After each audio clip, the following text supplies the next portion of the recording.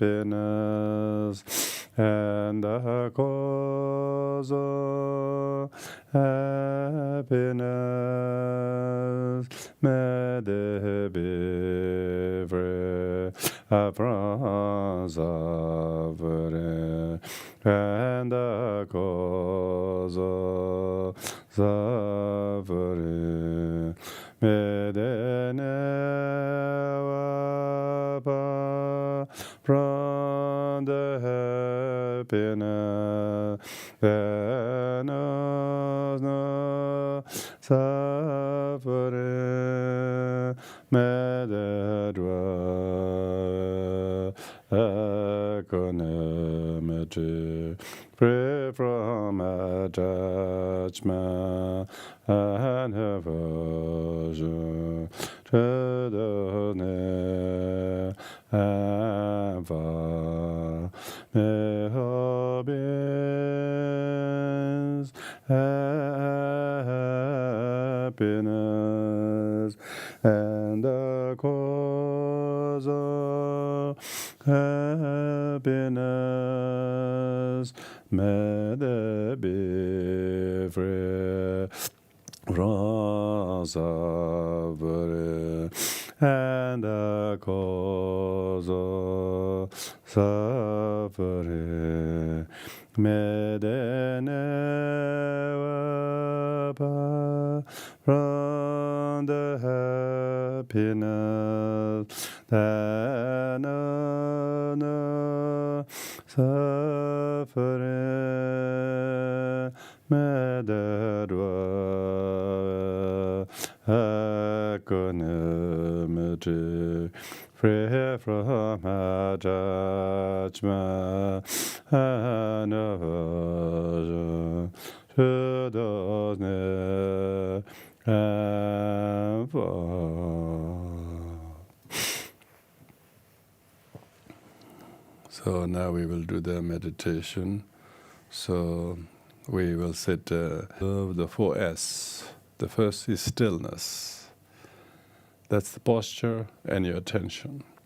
Second is sincerity. That's your motivation. Your intention should be fully, wholeheartedly, not just for me, not just for now, not just for today, not just for the body, but for others, for future, for mind stream.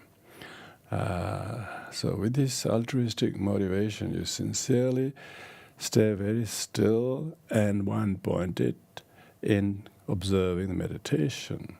The third is serenity. That is the attention. You have to focus your attention to the posture, to keep still, to the breath that you follow, the incoming, the retaining and outgoing breath as they occur. You stay very serenely, focus your attention with this so that you're not wavering your attention. You're serene in keeping your meditative concentration very, very sharp. So, fourth is simplicity. You just keep these techniques simple. So that's the main thrust of the instruction. During these 3 slots of time, you can focus your attention, the first, to your posture. Keep your posture and your attention, your stillness, your sincerity, your serenity, all should be kept in making sure the body is set in a meditative posture. You're holding the vigil for the sake of yielding, calm, clarity, and compassion. Make sure your mind is scanning the body from the feet all the way to the crown, to the gaze of the eyes half open, slightly tucked chin,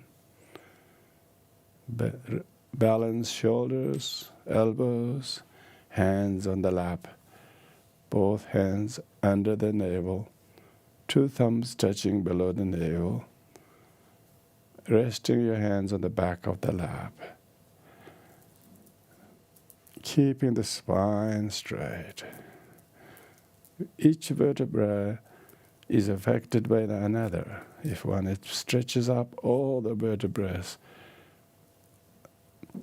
thus stay very still, and yet scanning the posture up and down in a meticulous way.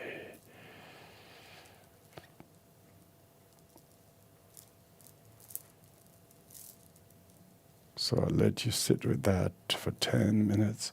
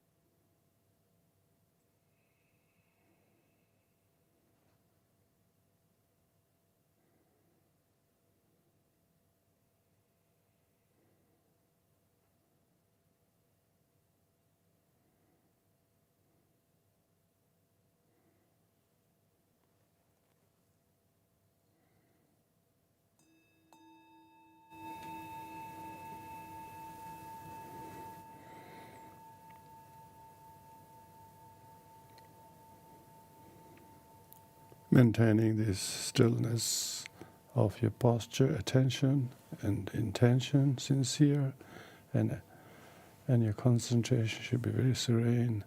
During this time, you may choose to focus your attention to follow the incoming breath, inhaling. I'm inhaling.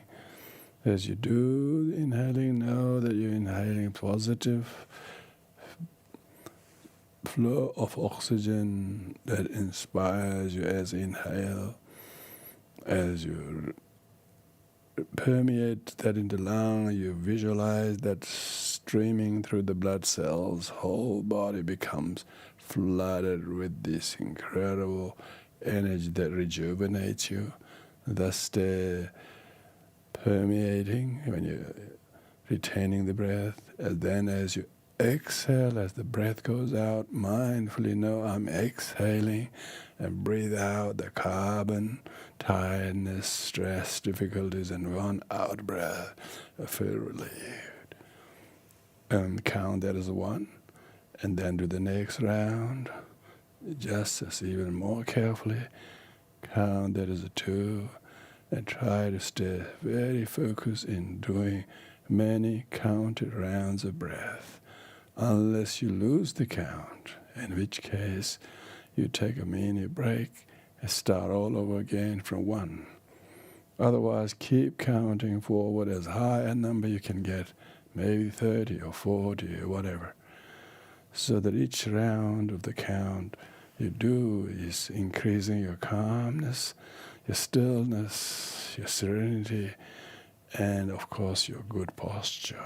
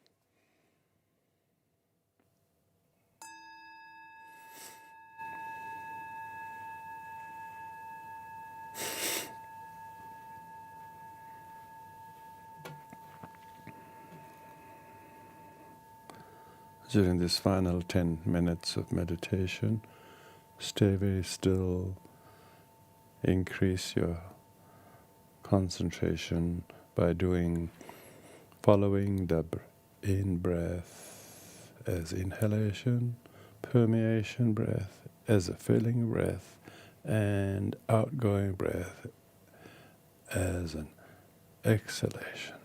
Count that reverse. Say if you reach 40 in the previous round, count reverse. The first round is 40, second round is 39, and next one is 38, 37. So the reverse counting is to increase your endurance of the concentration and one-pointed attention. You do this with the stillness of the posture, of your intention, serene.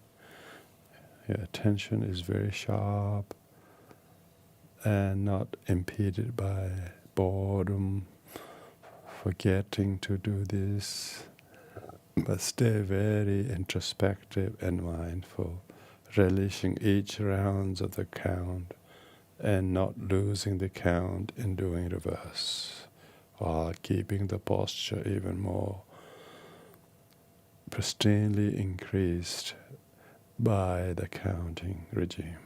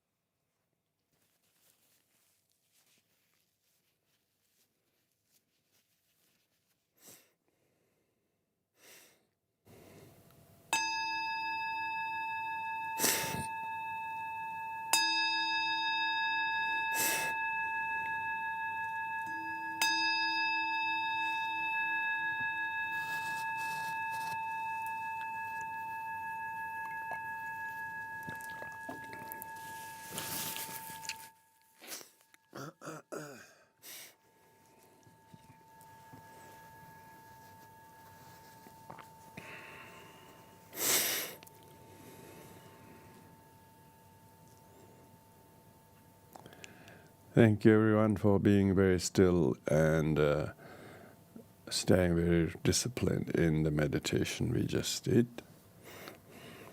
So to feel relaxed now, I don't think you have to sit still as such during the talk. If you wanted to move on chair, please do so. Stretch your legs. The Dharma talk today is on the topic of direction of the Buddhist leadership. It was prompted by a number of questions about the succession of His Holiness Dalai Lama's position. Of course, that's quite unique to Tibetan tradition, but I was interested mainly to look at how Buddhist leadership in this first place started and how it has continued to date, and then of course uniquely maybe to some countries or Buddhist tradition where the tradition of succession have kept thus far, if there are any new direction, if not, how the old direction will hold. We have to go back to the history of Buddhism. When Buddha passed away, he gave the successorship to the most senior-most disciple, not to his relative, not to people with power or position or whatever. He gave to Mahakashapa. Mahakashapa was the senior-most monk. Maybe there were others who were a little bit senior, but they passed away, like Shariputra and Moggallanaputra, who were the most wise and most miraculous two disciples. But they both predeceased the Buddha only 2 years before Buddha passed away, so they couldn't succeed him. Even though you see in Buddhist art, the Buddha is flanked by two disciples standing on the right and left. Yeah, it's very tall. That's usually, like you can see one statue painting there on the back of the wall. That's a Thai temple, very old painting. There you see the two disciples standing side by side. The Buddha, the Shariputra and Moggallana. But they both predeceased the Buddha, so they couldn't really succeed him. But Buddha was succeeded by Mahakashapa. People would have thought Buddha would be succeeded by his cousin Ananda, but Ananda didn't, because Ananda was not yet had attained arhathood due to his closeness to the Buddha. Maybe he has made. It is said that he has made quite a few, at least 8 big mistakes that didn't allow him to become his successor. One of that was that, let me not go into that. That's irrelevant. But so therefore, maybe the Buddha was also avoiding nepotism. The Buddha was well ahead of his time, because in some Buddhist tradition, nepotism is still a problem. I don't know, it's the problem or the solution. That they continue the thing because of relatives of it continues, If people doesn't oppose it, of course, it's not a problem.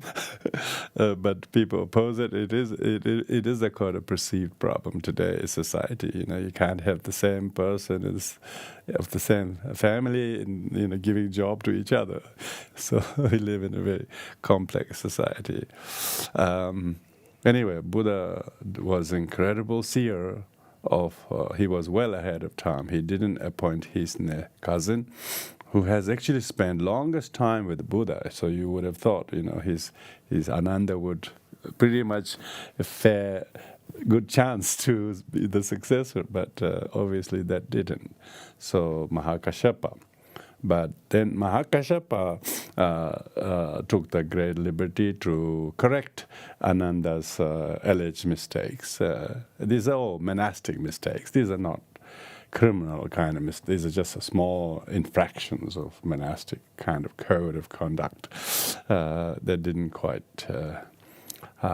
so anyway, so after Mahakashyapa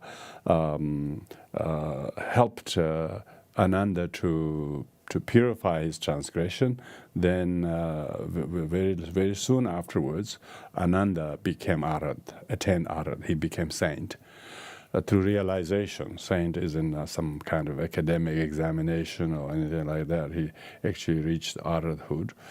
And then, of course, second successor was Ananda.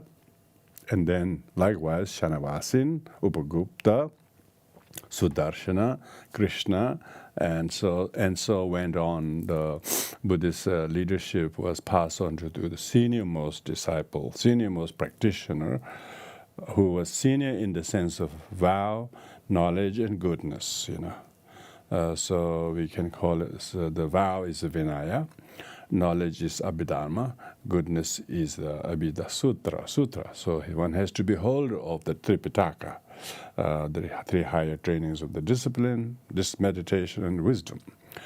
And they were all monastics there, and so because Buddhism was and still is mainly a monastic lineage, so the senior has to be someone who has been ordained 20 or more years of a fully ordained bhikshu. So then you call Mahastavira. If you've been an ordained monk for 10 years, they call Stavira. Means you've been stable. You've been stable living as a monk. But then, if you really reach great heights of your knowledge and meditation and wisdom, and a vow holder, and then that monastic becomes a Mahastavira. So Mahastavira could also stand in as the preceptor council to ordain others. So that was the tradition of appointing the leader based on how senior the monastic is. So up till the seventh patriarch, that was the tradition. So we actually have a list of those 7 that I just mentioned. They're all, of course, Indians. But that was, we're talking about the 1st century BC, 2nd century BC, actually 2nd century BC, and that didn't go many years because quite a lot of the Mahastaviras, after they become the head, they don't live very long because they're so elderly by the time they become the leader. Anyway, so when you look at the Zen Buddhist patriarchs, they also trace their lineage of leaders from that very Ananda and so on.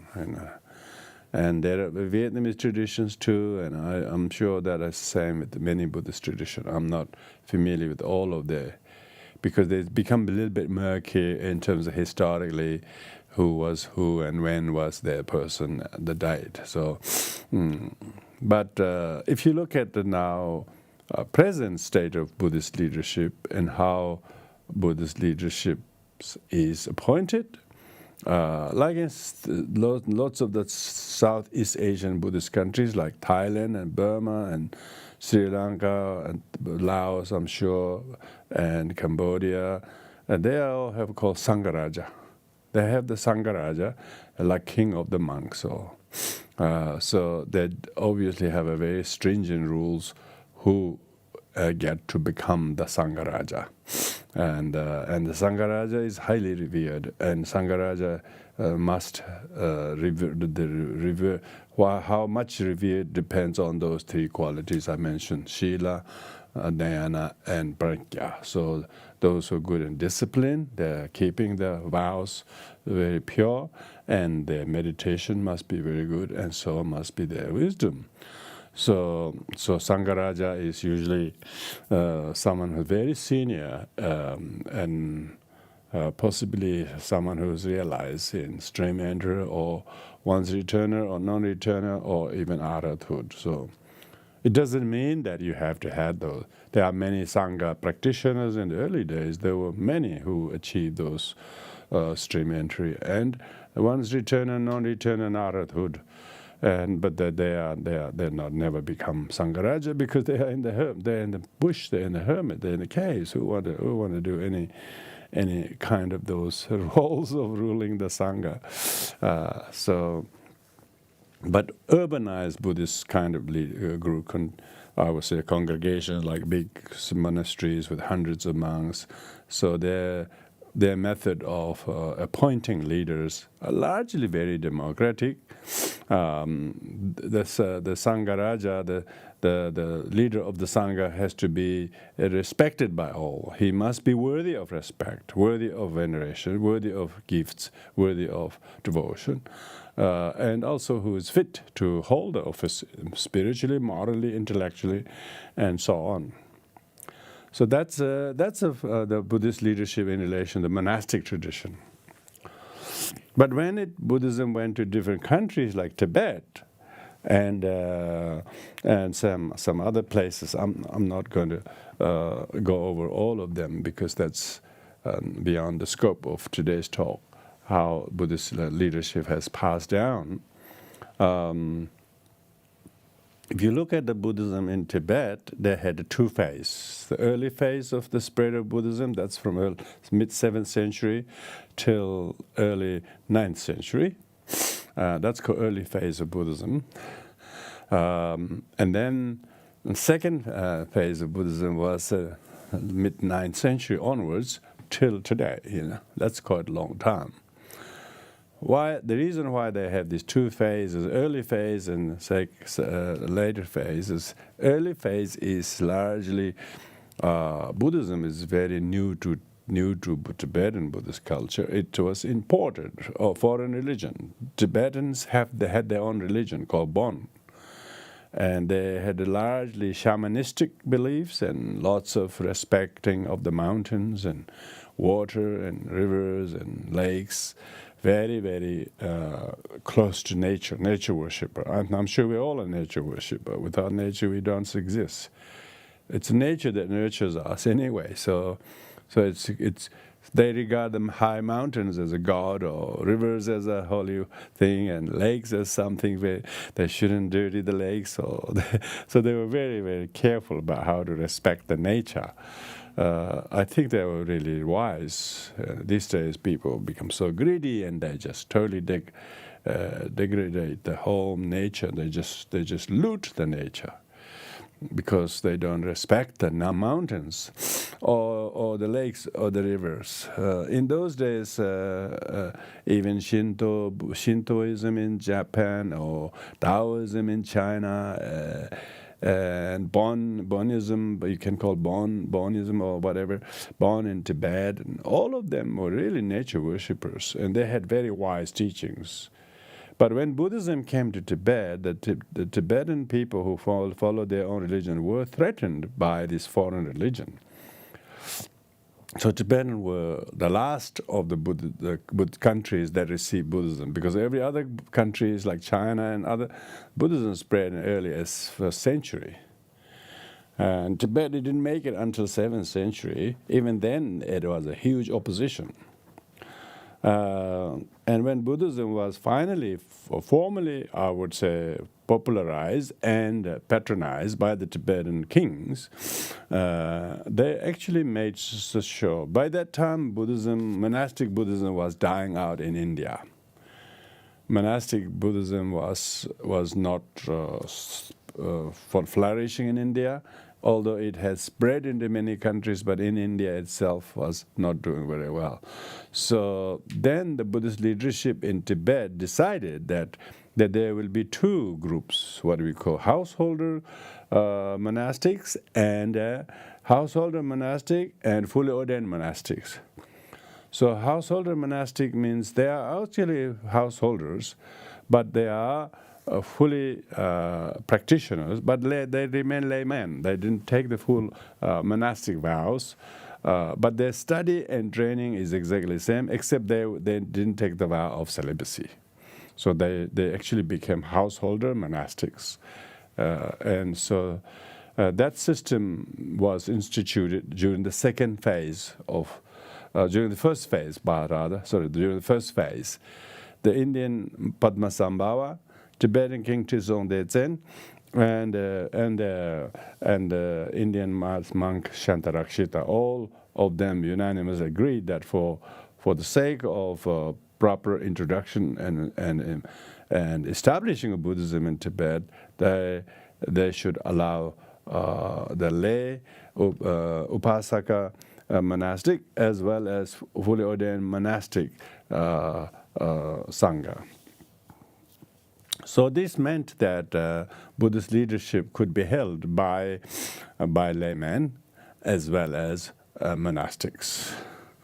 And you can see in Tibetan Buddhism today, there is four very strong lineages.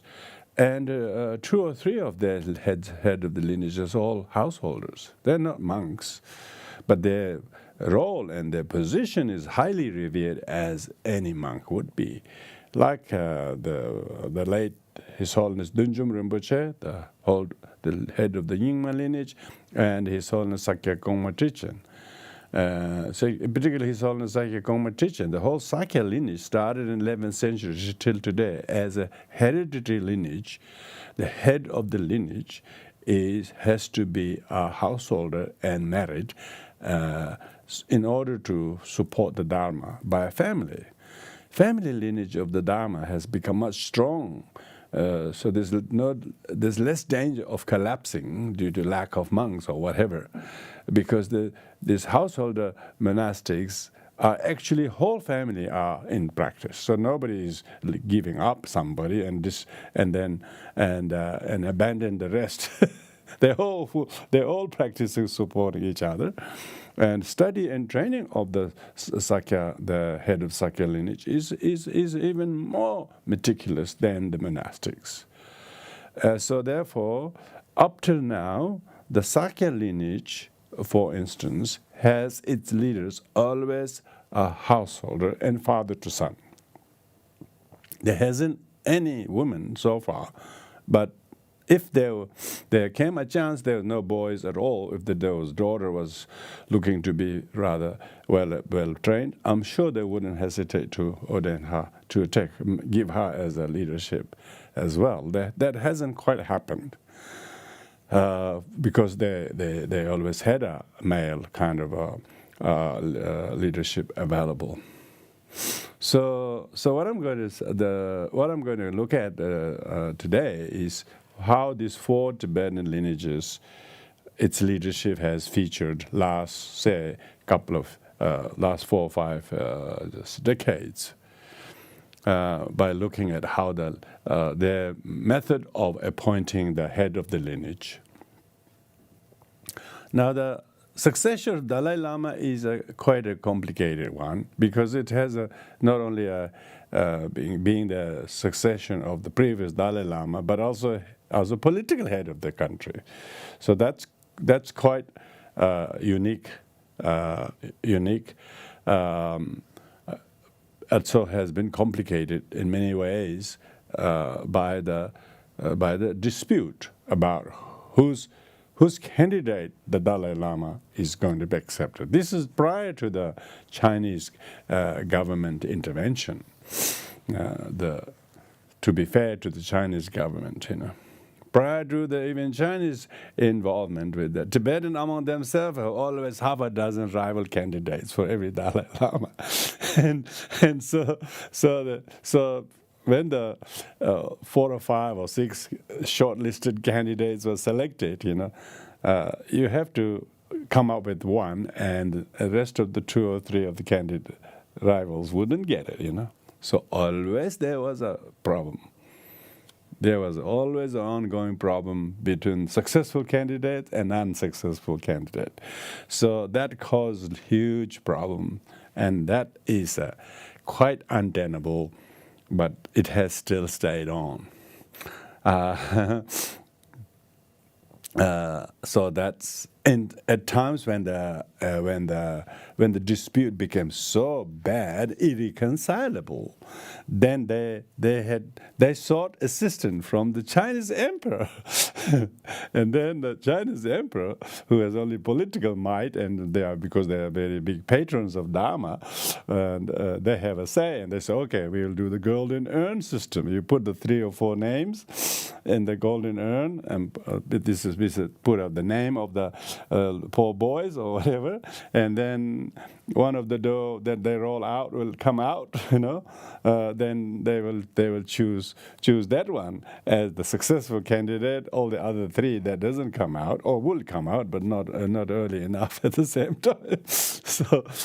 So that's the golden urn system of choosing the Dalai Lama. So that is wrought with problems, and of course currently we have PRC leadership saying the one who has the final say about choosing the Dalai Lamas is with them, and they will do the golden urn system, And then the present Dalai Lama said only a couple of weeks ago that there will be a 15th Dalai Lama. He won't be born in China. He will be born in a free land. So that's that. But in spite of that, His Holiness Dalai Lama, in spite of that, said, keeping that aside, if you look at the 4 Tibetan lineages, last 4 or 5 decades of how the Gelugpa to which Dalai Lama belongs to has a tradition of having the head of the lineage, Ganden Tripa. Ganden Tripa is the throne holder of the Gelugpa tradition. And that position is always given to someone who has all the credentials of what I was saying before: knowledge, vinaya, discipline, meditation, and seniority. He has to have done all the right things. All the right things last for 70 or 80 years, because most of the time when you become head of Gelugpa, you are octogenarian. You are on a walking stick supported by 2 monks, and there's hardly any young head of the Gelugpa. There's always a very senior in age and knowledge, but often not really able to do much.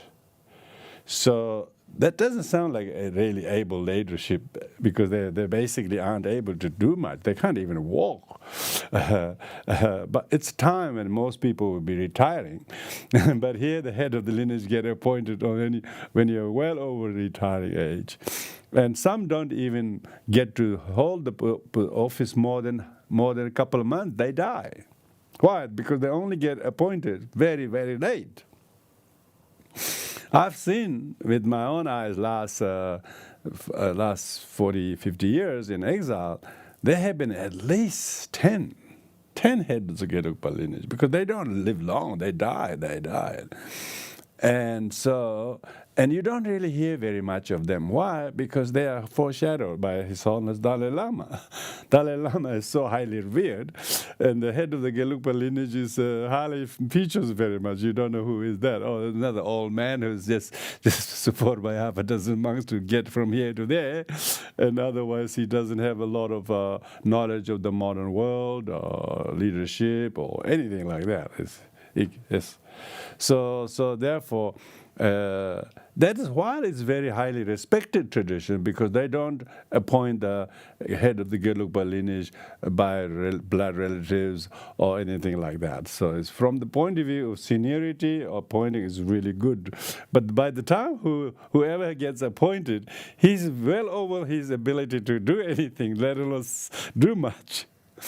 So I don't know. I don't think the Tibetan conservative Gelugpa lineage is ever going to change that. So that's probably going to stay the same. But they have changed the terms of the head from so many. In the old days, as long as he lived, like His Holiness Ling Rinpoche, it was one of His Holiness Dalai Lama's senior tutor, who was the 97th or something of the head of Gelugpa. He was head of the Gelugpa lineage whole life. So until he died, there was. But then in exile, they must have made the change, the rule to have the leader taking the leadership role is only about 4 or 5 years, so 4 or 5 years. So last 2 decades, I've seen quite a few of them change, and others just died very soon.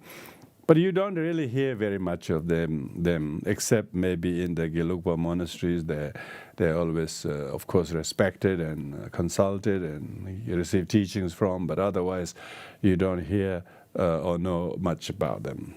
So I think that probably will stay the same. With regard to Sakya, as I said, it's a no problem, because you don't have to do any divination. You don't have to do any soul searching, as long as the male heredity is produced, and so that is as long as that family and their lineage training and their practice and their tradition is respected, and they kept the good quality, which it has been. Now, with the head of the Nyingma lineage, in the last few decades, there have been few changes, and recently they don't have anyone who wanted to become head of Nyingma lineage. Because everybody says, "Oh, you?" No, they say, "Not me." They say, "Oh, you?" "Not me." So Nyingma lineage in the past, the head of the Nyingma lineage has been Dunjong Rinpoche, who's a householder. Tenko Khyentse Rinpoche, also householder, and then others who have been householder, but they're high lamas. They're very, very highly revered lamas. They just happen to be not monks. Of course, most people think they are monks, but they're not Vinaya holder monks. They are Vajrayana teaching holder and Bodhisattva teaching holder, great masters. They are masters so highly revered, even likes of Dalai Lama would receive empowerment teachings from. So they're undisputed. But after them, they're passing away. Right now, in this generation, there's no one who has agreed or to take up the leadership of Nyingma. And I heard that, for instance, Shechen Ramjam Rinpoche, who is fairly senior, has refused to take the position, because he says, "Why we have to do that? There's nothing much except saying who's ahead. We just have to do what we have to do anyway." So right now, I don't think there is. Like Kagyupa tradition, it's even more complicated, because Kagyupa is probably the most robust Tibetan Buddhist tradition, which has many branches. So we have Karma Kagyu, Drigung Kagyu, Drukpa Kagyu, and so on. Even Karma Kagyu themselves has four regions of the previous Karmapa. So and you know already the how complicated it is to appoint a successor of Karmapa. But for instance, Karmapa's got 2 candidates, and they don't know who's who. So the leadership is pretty much lack of direction, really, lack of direction. It's because that others wouldn't respect the other. This group wouldn't respect the other. If one of them respect each other, they don't really matter who's the head of the hood, but because they have to look after their community and sangha anyway. But followers often get confused in the rival candidates and heads of the lineages. So this is a uniquely Tibetan Buddhist tradition problem, which I would think is probably has deviated from the traditional heads of the lineage, who is the senior most in knowledge, wisdom, and training and discipline. If they stay with that, that's probably safest. So even though the term may be only 5 years, if they did that, then at least the head of lineage could be someone in their 40s can come, and they really play a significant role, because they are still young and But if you wait them to become so senior that they are basically almost like senile. They become so senile they can't do any leading. So that we have seen that. Why they are very, very honorable, very, very senior monks, but they are not really able to do much in terms of making leadership decisions and to give guidance and bring changes and bring some bring drastic changes where there need to be changes. So some of the problems that occur in the monastic or the leader or their education, the training doesn't really go where someone really can bring some dramatic changes. But all those, if you have a very senior 90-year-old monk, he doesn't know anything. He is actually suffering from dementia. Of course, there is no exception from lamas and monks. When you reach the age of 17, 80, you will suffer that, So how can you lead others, You can't lead others, That's why most people retire in their 64 in Australia. It's a male age of retiring is 64. Women, I don't know, maybe similar. Instead of taking up a new position, it's a time to retire from any positions. So I think Buddhist leadership has to rethink itself if they wanted to make a valid contribution. Because I don't know how much Buddhist leadership is actually engaged in the socially, in the social, or I don't know what role they can play. Because even if you look at the popes, the very old man, not many young cardinals become popes. They're very, very old and very old-fashioned and probably not quite well versed in the modern things, and so the religious traditions and their leaders need to be updated in knowledge of the world, and particularly when they are losing all their followers. People are leaving in droves. Churches are empty. People are leaving faith. They're believing in nothing. They believe in materialism. They believe in this life and themselves and me and money. They don't believe in God. They don't believe in hell or heaven, particularly if the way you teach it. They don't believe in hell. They don't let alone heaven. And so people have good education, good income, and now if spiritual tradition doesn't make sense to them, of course, it's very easy to leave them, all of them leaving them. Buddhism is, of course, a very, very logical teaching. If anybody wanted to poke their nose in and examine and rationalize the teaching, of course, they will see exact opposite. It does not recommend blind faith. It doesn't promise heaven. It doesn't scare you of hell. But it doesn't deny of their existence either, which is the materialist people. They say nothing. Nor they frighten you of the hell, nor give you hope that you'll have a seat in heaven because if you follow me blindly.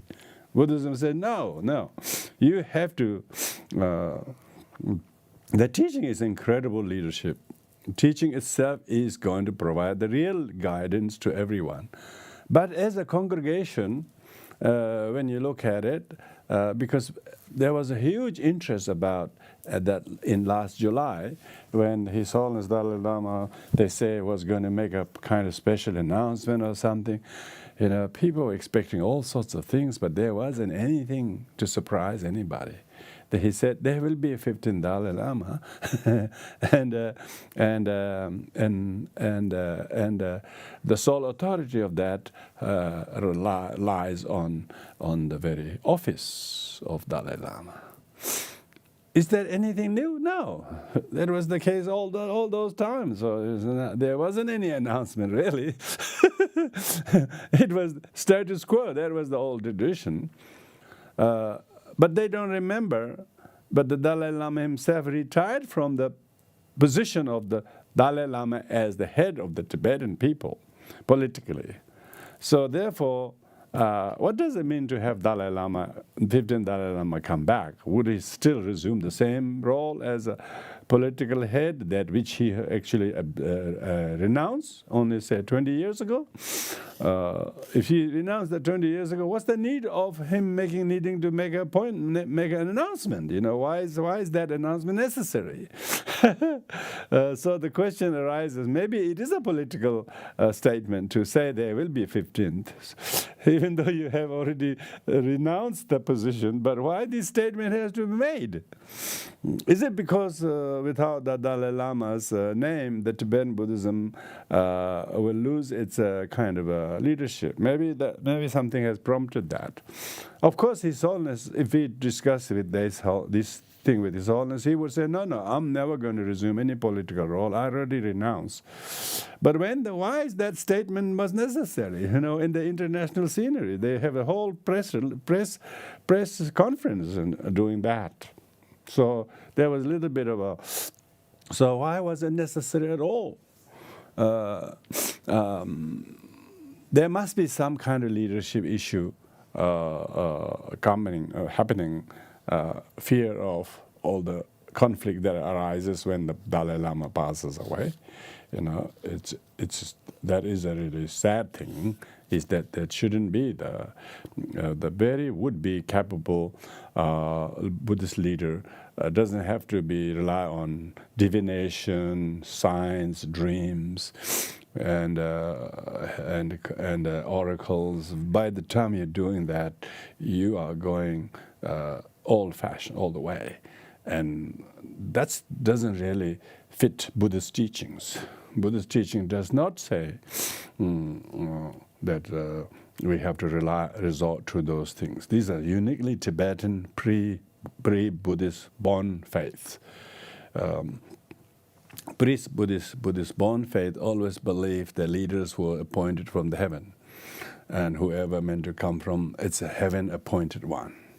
So if this kind of system is maintained, of course, then the uniqueness of the role or position of Dalai Lama will still stay strong, because the people believe and respect to this present Dalai Lama so much, they don't want that institution to disappear. So because of the huge demand, respect that the current Dalai Lama holds, doesn't mean that the old institution is necessary. The very new initiative or innovation of the leadership of whoever comes in his place, whether if he appoints somebody before he passes away, that probably will solve the problem. Then there will be no dispute left, and they don't have to rely on a little innocent boy who takes good 20 years before come to age. They don't have to go through that again. So definitely all the ups and downs of the political upheaval in Tibet occur because after one passes away, before the next one, however accurately he is recognized, matures, majority age, 20 years a gap, and that's where all the problems arise. Whoever seems to have some power or influence seems to cause that. Now, if you look at the other Buddhist traditions, because they have fairly remained pure monastic tradition, and their method of choosing the Sangharaja, all of that, that seems to be quite smoothly kept, because they have remained very, very.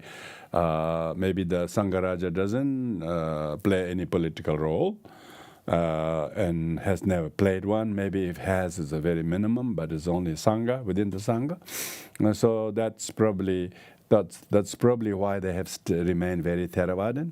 The Theravadan model of choosing leadership is probably most authentic way of choosing the head of the Sangha, because the senior most in knowledge, goodness, and wisdom has to be chosen. If he happened to be too old, it's too bad. But he can't be too young because he has to take time to become that good. So you have to have some kind of system that caters for that. But when having said that, when we talk about direction of Buddhist leadership, if the Buddhist community living in different abroad, like here or in Australia or somewhere, the Buddhist leadership will be dependent on the based on the law of associations. All the associations under which Buddhist temples and groups are registered, their future direction relies on the constitution that is based on the Association Act in every state and jurisdiction. And the role of the monk is simply a spiritual director, not the overall administrative role player. So that clearly separates the administrative role and spiritual role. The teacher is only a spiritual director, but the overall governance is done by the administrative, elected by elected office bearers or elected by members. And the direction will be that. But any spiritual advice they need to seek is they will seek advice from the spiritual director. But the administrative direction is based on the law of the land and the correct jurisdiction. So that pretty much helps the temples and the various Buddhist organizations to adhere closely to the the letter of the land, so the direction is not confused with the spiritual role of the person, but rather the actual administrative or official role of the democratically elected committee and office bearers. If these two are separated, then of course they will seek advice from their teachers or senior overseers or whatever spiritual matters. But overall functioning and leadership has to be according to the charter of the constitution governed by each state or jurisdiction. If you do that, then doesn't matter what overall old-fashioned Buddhist tradition of choosing the head of the lineage is kept maintained in the way it is, or is changed according to the things required by time and place. So I thought of reflecting on this direction Buddhist leadership, because in Tibetan Buddhist tradition, they are quite very different. Like in Kagyipa lineage, they got so many equally high lamas, they don't even know. Like recently, when they had assembled all the Tibetan head lineages, there's supposed to be only 5 heads of lineage, but there were 9 because 4 of them were all represented by Kagyipas, and other 5 lineages. So when others don't agree with one head of a lineage, they have to entertain all the heads of the sub-lineages also as equal members. So this kind of thing shows how delicate it is, must be to decide who is who in such political matters. But in Buddhism, we try to realize who's not who. So we have to realize who's not who. He's not trying to establish who's who. So you're missing some point here. So those of us who are not holding any of those leadership roles, we are in a safe space. We're not trying to authenticate any identity as who's who, but we're trying to realize who's not who. Who's not in the name, who's not in the color, who's not in the gender, who's not in the position or name. So that is the main issue.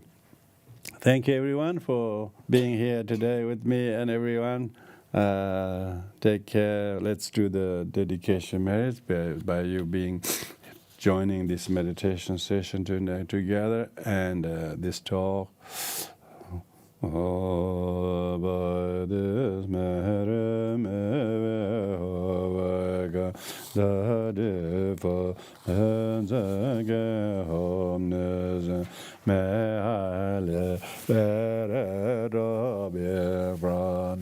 Ocean Herenda Mahayana Jiji whatever merit I have agreed, mehobe begas and levels to hold the Mahayana Jiji courage, manjushin wood as a man, the Badra de lava following. Oh, the Zambo. I shall get all the matter, excellent body, Judah, Teba, where no yet as where has been born, freely the generation.